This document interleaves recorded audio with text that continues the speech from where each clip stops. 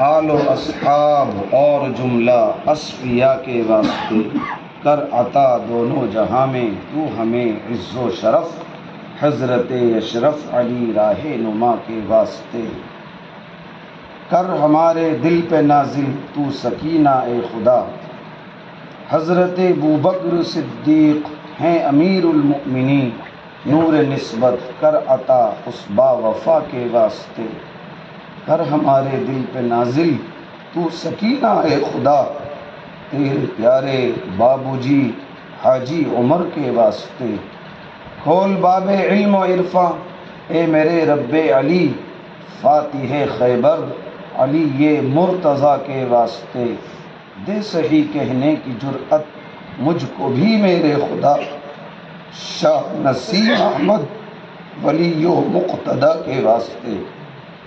محترم و معزز سامعین کرام، قرآن مقدس کی تکمیل کی یہ محفل ہے جس میں ہم اور آپ اس کا جمع ہیں۔ بہت بڑی سعادت وہی کی بات ہے کہ اللہ تعالیٰ نے ہمیں اس میں جمع کیا۔ قرآن مقدس بہت بڑی نعمت ہے جسے ہم بعض مرتبہ بہت ہلکے میں لے لیتے ہیں۔ ابھی اس بچے نے قرآن مقدس کی تکمیل کی ہے، یہ بھی اور اس کے والدین بھی، اعزاء، اقارب، رشتہ دار، اساتذہ، مدارس، مدرسے کے ذمہ دار حضرات سبھی مبارکبادی کے قابل ہیں، سبھی اس کا استحقاق رکھتے ہیں کہ ان کو مبارکبادی دی جائے، اس لیے کہ واقعی بہت بڑا عظیم الشان کارنامہ اس بچے نے انجام دیا ہے۔ اور آپ نے دیکھا کہ قرآن مقدس کو مکمل کرنے کے بعد تکمیل قرآن مجید کی دعا پڑھی اور اس کے فوراً بعد اگلا قرآن مجید شروع کر دیا، الحمد شریف پڑھی اور الف لام میم سے مفلحون تک پڑھا۔ یہ بھی ایک سنت سے ثابت عمل ہے، ایک طرف قرآن مجید کی تکمیل ہو رہی ہو تو پھر ہاتھوں ہاتھ اسی وقت دوسرا قرآن مجید کو شروع کر دیا جائے۔ کیوں؟ اس بات کو بتانے اور سمجھانے کے لیے یہ قرآن مقدس جو پایہ تکمیل کو پہنچ چکا، ہم نے قرآن مجید کو مکمل کر لیا، پڑھ لیا، اب ایسا نہیں ہے کہ اس کو اٹھا کر بند کر دیا جائے۔ دوسرے سلیبس کی کتابوں کی طرح، دوسرے سلیبس کی طرح اور دوسری لغویات کی کتابیں بھی ہیں، غزلیات کی کتابیں بھی ہیں، نظموں کی کتابیں بھی ہیں، شعراء کے کلام بھی ہیں، تاریخ کی کتابیں بھی ہیں، مختلف علوم اور فنون کی کتابیں دنیا کے اندر موجود ہیں۔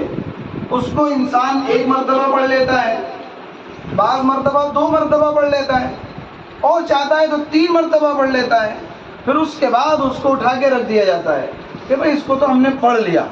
اب کوئی نئی کتاب ہو، اب کوئی دوسری کتاب ہو، بڑے بڑے شعراء کے کلام کو 1 2 3 بار سے زیادہ انسان نہیں پڑھتا، بڑے بڑے علوم اور فنون کی کتابوں کو انسان 1 2 3 بار سے زیادہ نہیں پڑھتا، بلکہ اس کا دل بھر جاتا ہے اور وہ یہ کہتا ہے کہ میں نے اس کو مکمل پڑھ لیا، اب کچھ اور کلام نیا لایا جائے، اب کچھ دوسری کتابوں کو لایا جائے جس کو میں پڑھوں۔ قرآن مجید ان تمام کتابوں سے مختلف ایک کتاب ہے، یہ اللہ تبارک و تعالیٰ کا تمام کتابوں سے مختلف کلام ہے۔ اس کے ساتھ ایسا نہیں ہے، بلکہ اس کو 1 مرتبہ آپ نے پڑھا الگ مزہ ہے، دوسری مرتبہ پڑھا پھر مزہ آیا، تیسری مرتبہ پڑھا پھر مزہ آیا، اور رمضان المبارک کے مقدس مہینے میں تو یہ چیز سب نے بغور دیکھی کہ وہ لوگ جو قرآن مجید کو سمجھ نہیں رہے، ان کو ایک حرف کا، ایک لفظ کا ترجمہ بھی پتہ نہیں ہے، لیکن اس کے باوجود وہ قرآن مجید کے ایسے عاشق ہیں کہ وہ انہوں نے یہ دیکھا کہ کہاں پر 6 پارے ہو رہے ہیں، چنانچہ وہ شخص وہاں گیا اور اس نے 6 پارے پڑھے، سنے، 6 پارے وہاں جا کر سنے، اور جب وہ وہاں قرآن مجید مکمل ہو گیا، اب وہ پتہ کرتا پھر رہا ہے کہ 5 پارے کہاں ہو رہے ہیں، لہٰذا اس نے 5 پاروں کا پتہ لگایا، اب وہ وہاں پر سننے کے لیے چلا گیا، اب اس نے پتہ لگایا کہ 4 پارے کہاں ہو رہے تھے، 3 پارے کہاں ہو رہے تھے، 2 پارے کہاں ہو رہے تھے، 1.5 پارہ کہاں ہو رہا تھا، 1.25 پارہ کہاں ہو رہا تھا. مطلب پورا مہینہ وہی چاہتا ہے کہ قرآن مقدس کو زیادہ سے زیادہ پڑھوں. یہ ہمارے اسی سر سید نگر کی سرزمین پر رہنے والا ایک ایسا فرد ہے جس سے میری ملاقات ہوئی اور اس نے اپنا یہ معاملہ بتایا، اپنا یہ عمل بتایا. بڑی خوشی ہوئی کہ ایسے لوگ آج بھی اس روئے زمین پر اللہ تبارک و تعالیٰ کے کلام مجید کے عاشق موجود ہیں کہ وہ چاہتے ہیں کہ پورے مہینے قرآن مجید کے سننے میں ان کا گزر جائے. ایسے ہی بعض ایسے بھی ہیں جو پڑھتے ہیں، قرآن مجید کو پڑھتے ہیں اور پڑھنے کے بعد پھر جب تراویح مکمل ہو جاتی ہیں تو وہ نفلوں میں پڑھتے ہیں، تہجد میں پڑھتے ہیں، اوابین میں پڑھتے ہیں، چلتے پھرتے پڑھتے ہیں. ایسے عاشق بھی اس روئے زمین پر موجود ہیں. اس کے ساتھ وہ معاملہ نہیں ہوتا کہ ہم نے تو اسے 1 مرتبہ پڑھ لیا، 2 مرتبہ پڑھ لیا، 3 مرتبہ پڑھ لیا، اجی پوری زندگی گزر گئی، 70 اور 80 سال کے ہو گئے. ہمارے قریبی ہم نے ایک بزرگ کو دیکھا دنیاوی اعتبار سے، یعنی بزرگ سے مراد ایک زیادہ عمر والے شخص تھے، لیکن قرآن مقدس سے ایسا لگاؤ اور تعلق اور محبت تھی کہ باوجود پیرانہ سالی کے کمر ان کی جھک گئی تھی، نظر ان کی کمزور ہو گئی تھی اور ایسا مرض انہیں لاحق ہو گیا تھا کہ چلنے پھرنے سے بھی وہ معذور تھے، لیکن قرآن مقدس کو روزانہ تلاوت کیا کرتے تھے. آخری دم تک وہ باوجود پیرانہ سالی اور مجبوری اور معذوری کے وہ قرآن مجید کو روزانہ پڑھا کرتے تھے. تو یہ ہے ہی ایسی کتاب کہ جسے بار بار پڑھا جائے. اس لیے یہ بات سنت سے ملتی ہے، صحابہ کرام سے ملتی ہے، اکابرین سے ملتی ہے کہ ادھر وہ قرآن مجید کو پورا کرتے تھے اور ادھر ہاتھوں ہاتھ وہ دوسرا شروع کر دیا کرتے تھے. ادھر شیاطین کو یہ خوشی نصیب ہو جائے کہ اب تو اس کا قرآن مجید پورا ہو گیا، اب چھٹی ہو گئی. نہیں، ہاتھ ہاتھ اس کی کمر کو توڑ دو کہ ہم نے قرآن مجید کو ضرور پورا کیا ہے لیکن دوبارہ ہاتھ ہاتھ شروع کر دیا ہے. ہم پڑھیں گے اور دوبارہ شروع کرتے رہیں گے. قرآن مجید تکمیل ہوگی اور دوبارہ اس کو پڑھیں گے. پوری زندگی ہماری اسی طرح گزر جائے گی. ہم قرآن مجید کو چھوڑنے والے نہیں ہیں. یہ شیاطین کے لیے بھی ایک ضرب ہے، اس کی کمر پر ایک ضرب ہے کہ وہ یہ دیکھ کر ایک طرف خوش ہوتا ہے کہ اب تو بات ختم ہو گئی، اس نے پورا قرآن مقدس کو پڑھ لیا. ہاتھوں ہاتھ اس کی خوشی غم میں تبدیل ہو جاتی ہے جب ہم قرآن مقدس کو ہاتھ ہاتھ شروع کر دیتے ہیں کہ پورا تو ہوا ہے لیکن دوبارہ شروع کر دیا ہے، میں اسے پڑھتا رہوں گا اور پڑھتی رہوں گی. ہاں، اگر اسے کوئی شخص ضروری سمجھنے لگے کہ مفلحون تک پڑھنا ہی پڑھنا ہے تو اس کو بھی حضرات علماء حق، علماء ربانیین نے بدعت لکھا ہے. ضروری تو نہیں ہے، جو چیز جتنی مقدار میں جس طریقے سے ثابت ہو اس کو اسی انداز پہ رکھنا چاہیے. لہٰذا کبھی کبھار اگر کوئی شخص شروع نہ کرے، کچھ دیر کے بعد شروع کر دے تو اس میں بھی کوئی حرج نہیں ہے. یہ بات مجھے عرض کرنی تھی. بہرحال قرآن مقدس پورا ہوا، ہمیں اس سے سبق لینا چاہیے. ایک بچے نے قرآن مقدس کو صحیح تلفظ کے ساتھ، ادائیگی کے ساتھ، تجوید کی رعایت رکھتے ہوئے قرآن مقدس کو پڑھا ہے. اللہ تبارک و تعالی ہم سب کو اس بات سے یہ ایک عبرت اور ایک اندر ایک شوق اور ذوق اور تمنا اور محبت پیدا ہونی چاہیے کہ کاش ہم بھی قرآن مقدس کو ایسے ہی پڑھنے والے بن جائیں.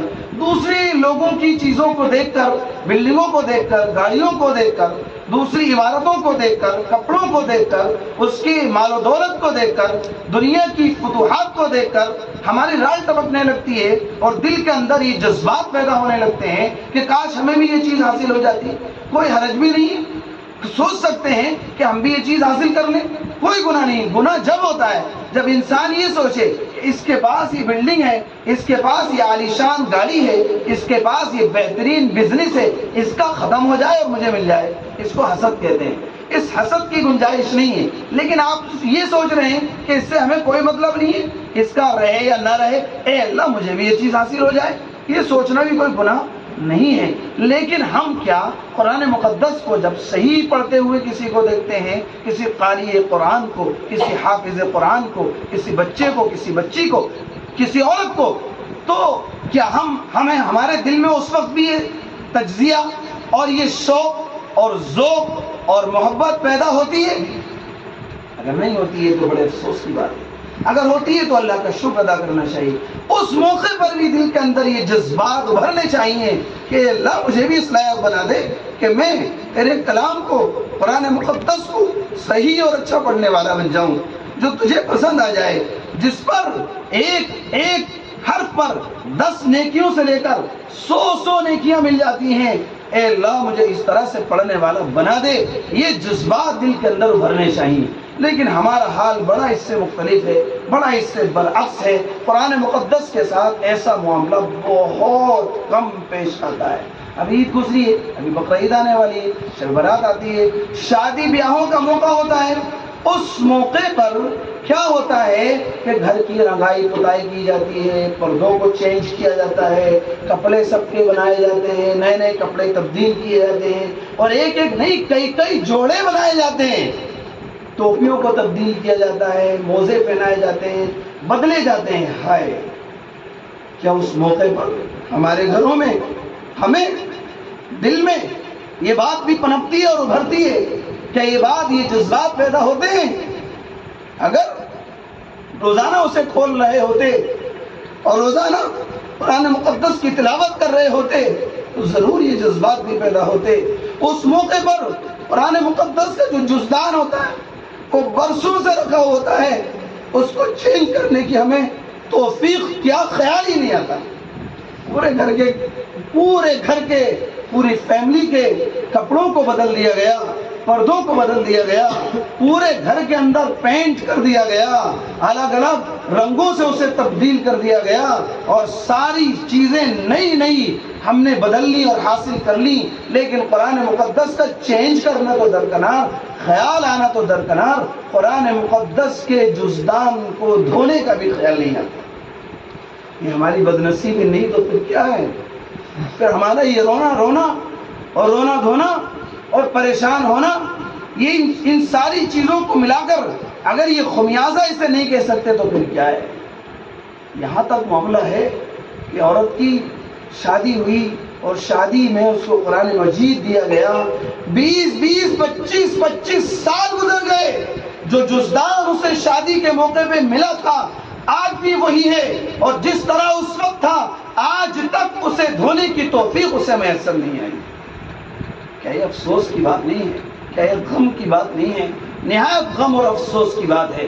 اور ہم نے دیکھا, اپنے بڑوں کو دیکھا, حضرت کو دیکھا, حضرت غازی اسلام شیخ الحدیث و تفسیر حضرت مولانا نسیم احمد صاحب نفع اللہ مرقدہ روزانہ رات کو سرائے کی پختہ سرائے کی مسجد میں, مرکز والی مسجد میں قرآن مقدس کی تفسیر فرماتے, اور قرآن مجید کی تفسیر کرنے سے پہلے ایک آدمی باقاعدہ اس پہ مقرر تھا کہ وہ روزانہ قرآن مقدس پر جس پر حضرت کھولتے تھے تو وہ فوراً شیشی عطر کی تیار رہتی تھی. وہ قرآن مقدس میں چاروں طرف اور اس کے جزدان پہ قرآن مقدس پر عطر کو لگایا کرتے تھے اور عطر میں بسا دیا کرتے تھے.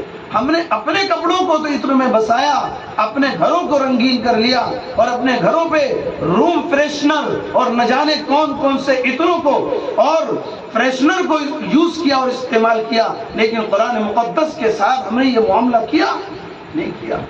یہ ساری اس کا نچوڑ اور لب لباب اگر نکالیں گے تو شاید ایک وجہ اس کی یہ بھی ہے, عموماً زیادہ تر, کہ ہم نے قرآن مقدس کو روزانہ کے معمولات کی طرح, روزانہ کے کاموں کی طرح, جس طرح صبح کا ناشتہ کمپلسری ہوتا ہے, دوپہر کا کھانا ہمیں یاد رہتا ہے, اور اگر ہم کبھی بھول جاتے ہیں, پھنس جاتے ہیں, کسی کام میں الجھ جاتے ہیں, دیر ہو جاتی ہے, ہماری فیملی سے, ہمارے گھر سے کال آنی شروع ہو جاتی ہیں کہ کھانا تیار ہے, کھانا کیوں نہیں کھایا, رات میں دیر ہو جاتی ہے تو کال آنی شروع ہو جاتی ہیں.